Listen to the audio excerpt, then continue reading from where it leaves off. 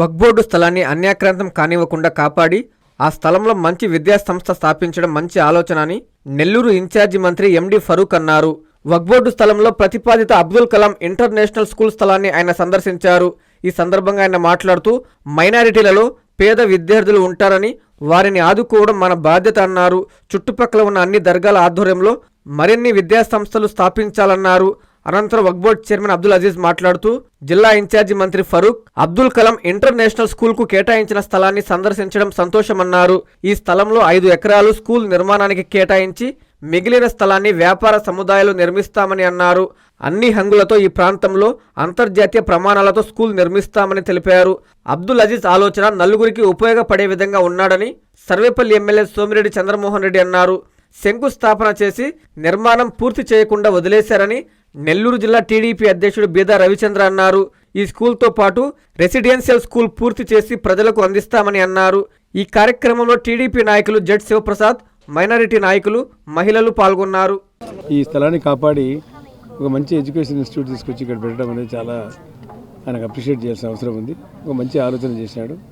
ఈరోజు కూడా skill development కోసం అని చెప్పి చంద్రమోహన్ రెడ్డి గారిని పిలుచుకుపోయాడు.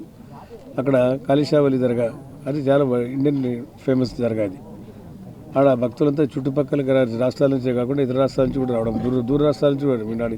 ఇందాక అడిగాము ఎక్కడి నుంచి వచ్చారంటే నాగ్పూర్ నుంచి వచ్చినామన్నారు దర్గా సందర్శన. అటువంటి వారికి ఈరోజు ఎవరైనా బయట నుంచి వచ్చిన భక్తాగ్రస్తులకు వారికి కనీసం మధ్యాహ్న భోజన సదుపాయం కలగాలని చెప్పి మధ్యాహ్న భోజన పథకం కనీసం 500 మంది తగ్గకుండా ప్రతిరోజు ఉచితంగా దర్గా తరపు నుంచి భోజనం పెట్టడం అనేది మంచి కార్యక్రమం చేయడం జరుగుతుంది. దీన్ని దృష్టిలో పెట్టుకుని ఇతర దర్గాల్లో కూడా వచ్చే ఆదాయంతో అక్కడ కూడా ఏర్పాటు చేస్తే పోతుంది. ఎందుకంటే దానికి వచ్చే ఆదాయం ప్రజలకు ఉపయోగించాలి. ఎందుకంటే ఎండోమెంట్ యాక్ట్ ఎట్లుంది, దీనికి సేమ్ యాక్ట్ ఉంది, వేరేదేమీ లేదు. వచ్చే విధంగా మతపరంగా డిఫరెన్స్ ఉండొచ్చు కానీ వేరే రకంగా లేదు. కాబట్టి ఏ రకంగా అయితే నేను మంచి ఆలోచన వచ్చిందో ఇతర చుట్టుపక్కల కూడా ఎక్కడ ఉన్నాయో అక్కడ కూడా ఇటువంటి ఎడ్యుకేషన్ ఇన్స్టిట్యూట్ కానీ స్కిల్ డెవలప్మెంట్ మేజర్గా ఎక్కువగా ముస్లింల మహిళలు ఎక్కువగా పేదరికం ఎక్కువ ఉంది.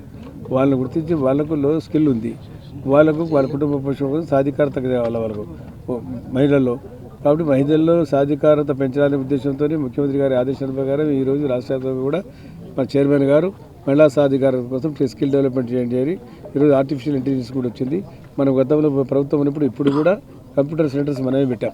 ఆ రోజు చంద్రబాబు నాయుడు గారు 2000-2001లో మనమంతా ఆ రోజు కంప్యూటర్ యుగంలో పోయినాం. అప్పుడు కంప్యూటర్ భూమి ఉండేది. హైదరాబాద్ ఈరోజు ఇన్ని ఇన్స్టిట్యూట్స్ వచ్చినాయంటే అది కేవలం చంద్రబాబు నాయుడు గారిలో వచ్చినాయి. అటు బిల్ క్లింటన్ గారు రావడం కానీ, బిల్ రెడ్డి గారు రావడం కానీ, మహతీర్ మహమ్మద్ గారు మాలిషా పరిషత్ వారు రావడం కానీ అదంతా కేంద్ర ప్రభుత్వం మీద ఫోర్స్ చేసి వాజ్పేయి గారిని ఒప్పించి మనకు కావాల్సినవన్నీ చేశారు.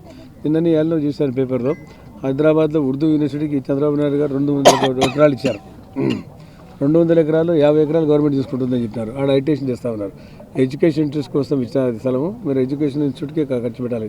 అదేవిధంగా అజిత్ కూడా నేను చెప్తాను, ఎడ్యుకేషన్ 5 ఎకరాలు తీసుకుని మిగతాది కమర్షియలైజ్ చేయి. కమర్షియలైజ్ చేసిన తర్వాత ఎందుకంటే దాని ఎయిమ్స్ ఆబ్జెక్ట్స్ ఉంటాయి మసీదు. వాళ్ళకు ఆ మసీదు ఏదైతే పెద్ద మసీదు ఉందో జామియా మసీదు దాని అభివృద్ధి కోసం పురోభివృద్ధి కోసం చేసిన బాధ్యత ఉంది. ఎందుకంటే వాళ్ళతో కూడా మనకు క్రిటిసైజ్ రాకుండా దాన్ని కంప్రమైజ్ కాంప్లేసి మన ఆస్తులు వక్ఫ్ బోర్డు ఆస్తులు కాపాడుకోవాలి. ఇప్పటికే దాదాపు 32,000 ఎకరాలు అన్యాక్రాంతం అయిపోయినాయి. పేరుకు మాత్రమే ఉన్నాయి కానీ అన్ని అన్యాక్రాంతం అయిపోయి అందరి దుర్మార్గం చేతుల్లో వెళ్ళిపోయినాయి. ఇది కూడా చెప్తున్నాడు కదా, ఈయన లేకపోతే ఇది కూడా వెళ్ళిపోయేది.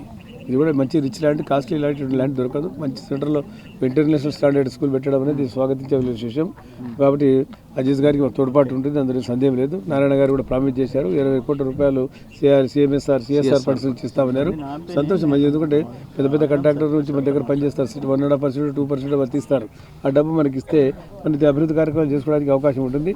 కాబట్టి ఒక్కరు కూడా ఆస్తులు ఉన్నాయి, మీరు కూడా దాంట్లో దృష్టి పెట్టుకొని ఈ వక్ఫ్ బోర్డు ఇన్స్టిట్యూట్ రాష్ట్ర వ్యాప్తంగా ఏ రకంగా డెవలప్ చేద్దామో ఆలోచన చేయండి. ఎందుకంటే ప్రభుత్వం కూడా తీసుకుని కొన్ని ఎంఎస్ఎం కార్యక్రమాలు కూడా చేయాలనుకుంటా ఉంది. చేస్తే మంచిదే, దానికి కూడా వ్యతిరేకత వస్తుంది. నాకు ఆశ్చర్యంగా ఉంది.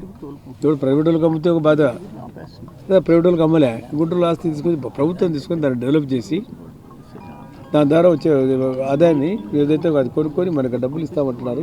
ఆడ మీరు 4 ఎకరాలు 5 ఎకరాలు పెట్టుకొని కమర్షియల్ చేసుకొని దాన్ని డెవలప్ చేసుకొని ప్రతి దానికి కూడా మనం రాజకీయాలు పెట్టి చేస్తే ఎట్లా ఉంటుంది. కాబట్టి ఈరోజు ఇక్కడ నేను చూడలేదు, ఆ రోజు పిలిచారు నాకు 4వ తేదీ అన్నారు కానీ నాకు 6వ తేదీ అనుకున్నాను.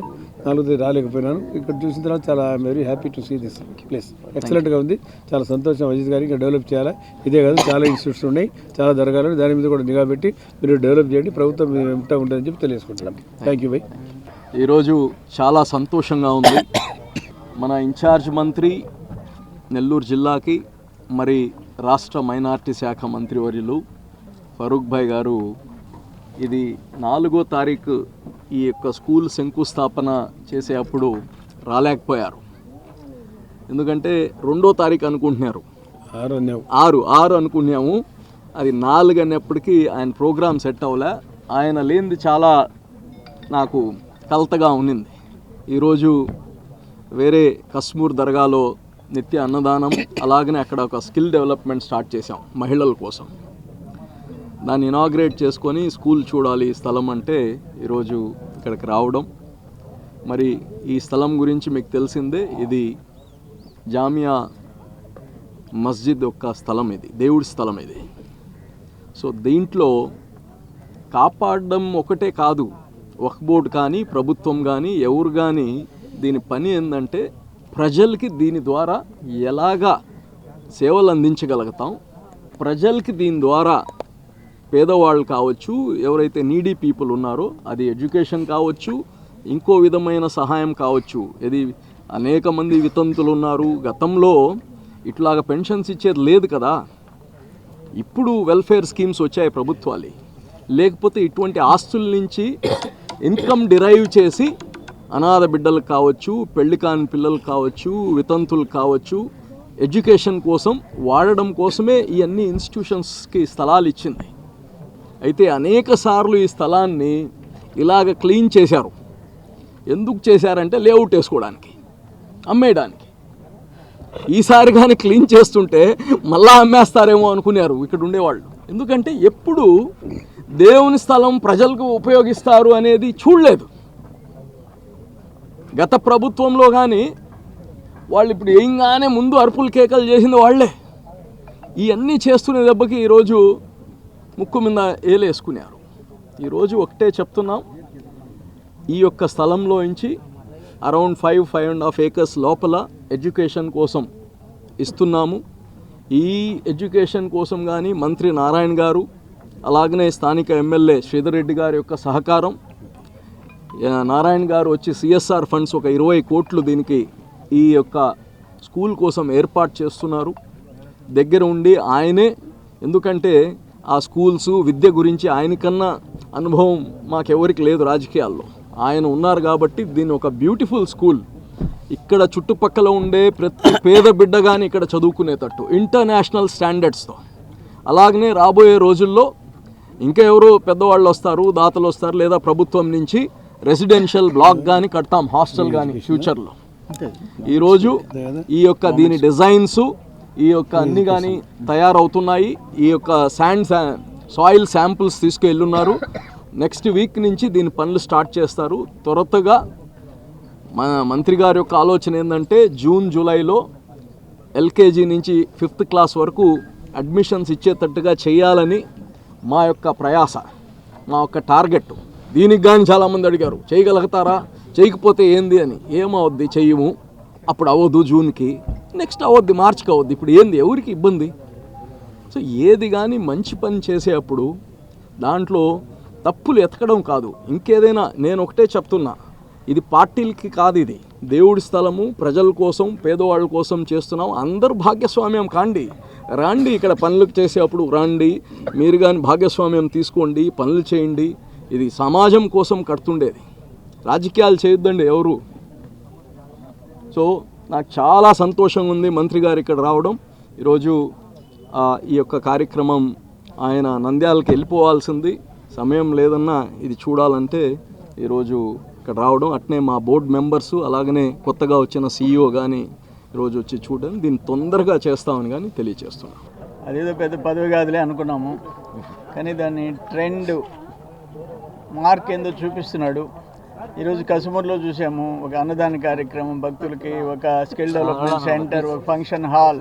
ఇక్కడికి వస్తే అబ్దుల్ కలాం ఆజాద్ ఇంటర్నేషనల్ స్కూల్. ఇక్కడ వక్ఫ్ బోర్డు స్థలం ఉంది 13 ఎకరాలు, మాకు ఎవరికి తెలియదు.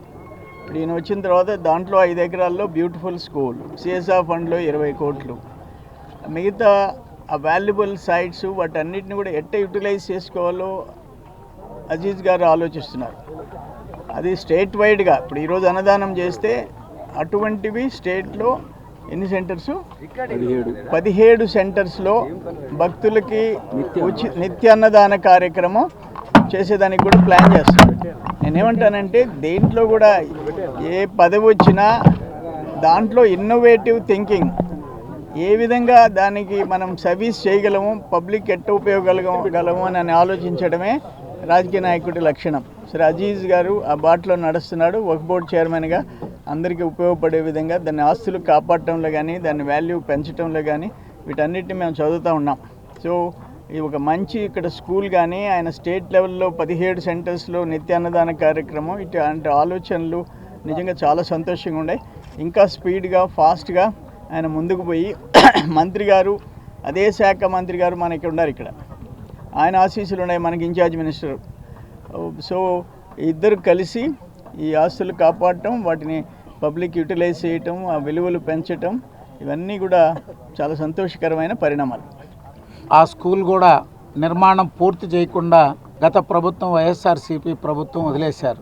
ఈ దఫా స్థానిక శాసనసభ్యులు కోటంరెడ్డి శ్రీధర్ రెడ్డి గారు కూడా ఈ శంకుస్థాపన కార్యక్రమంలో మంత్రి నారాయణ గారిని ఇక్కడ కట్టబోయే ఇంటర్నేషనల్ స్కూల్తో పాటు ఆ రెసిడెన్షియల్ స్కూల్ కూడా కంప్లీట్ చేయాలని కోరడం జరిగింది. దాని మీదట చైర్మన్ అబ్దుల్ అజీజ్ గారు మంత్రి గారి దృష్టికి తీసుకొచ్చారు.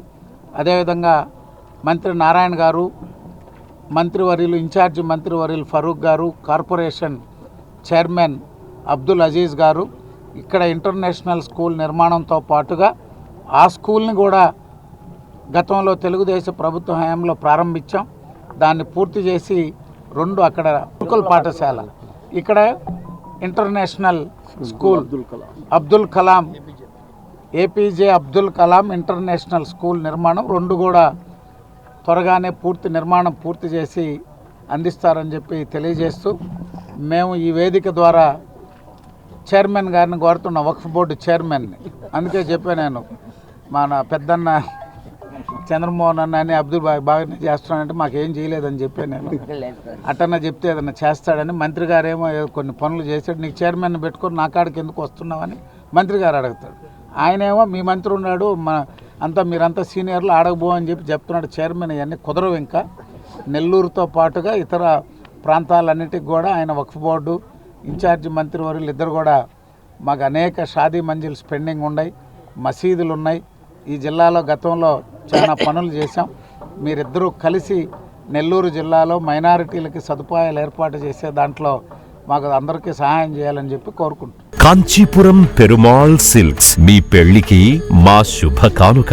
పెళ్లి పవిత్రమైన శుభ సందర్భం. ఆ రోజున ప్రతి అంగి, ప్రతి చీర మీ కలల మాదిరిగానే ప్రత్యేకంగా చూడాలి. కంచి పట్టు చీరలు ఒక్కో నూలు పోగుతో అద్భుతమైన సంప్రదాయాన్ని, రాజసాన్ని నేసిన నెమలి రెక్కల వంటి అందమైన చీరలు. ఖచ్చితమైన కంచి శైలి కోసం కంచి వెళ్లాల్సిన పని లేదు. మీరు కోరుకునే అసలైన అపురూపమైన కంచి చీరలు ఇప్పుడు కాంచీపురం పెరుమాళ్ సిల్క్స్ లో 1+1 మగ్గం ఫోల్డ్ పట్టు శారీస్ 900, 1+1 సాఫ్ట్ సిల్క్ పట్టు శారీస్ 2500, 1+1 సాముద్రిక పట్టు శారీస్ 3500, 3 కంచి పట్టు శారీస్ 4500, 3 సిల్వర్ జరీ పట్టు శారీస్ 5000, 1+1 డిజైనర్ మగ్గం బ్లౌజ్ వర్క్ పట్టు saris 6000, party wear dresses, crop tops, 3 pieces dresses మరియు డ్రెస్ మెటీరియల్ పై అప్ టు 30% వరకు స్పెషల్ డిస్కౌంట్. మీ జీవితంలో జరిగే మధురమైన పెళ్లికి అసలైన కంచి సంప్రదాయం మీ సొంతం చేసుకోండి. కాంచీపురం పెరుమాళ్ సిల్క్స్,